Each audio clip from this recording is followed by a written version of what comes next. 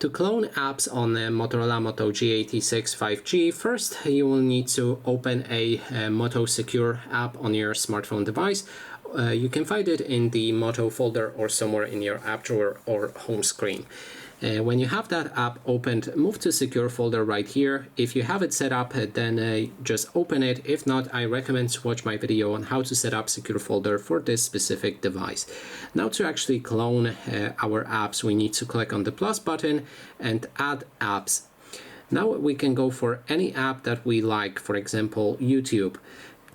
And it will appear right here. If you open it, it will be a different YouTube than the one that you can find right here in your normal system launcher. So we can open different YouTube app here and different YouTube app in your secure folder. So the app is now cloned.